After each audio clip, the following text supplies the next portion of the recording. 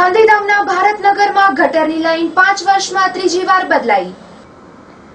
જેમાં ભારતનગરના ward number 3 વિસ્તારમાં હાલ ગટર લાઈનનું કામ ચાલુ છે, જે લાઈન અગાઉ 5 વર્ષમાં ત્રીજી વાર બદલાઈ છે।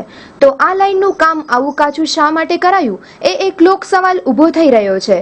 અને જ્યારે પણ આ કામ હાથે લેવાય છે ત્યારે ચોમાસું હોય છે, જેથી લાઈન વધારે ટકતી નથી, જેથી સ્થાનિકોમાં એવી ચર્ચા છે કે નગરપાલિકા તંત્ર દ્વારા આ તો રીતસરનું પ્રજાના પૈસા ઉડાડવાનું જ કાર્ય થઈ રહ્યું છે।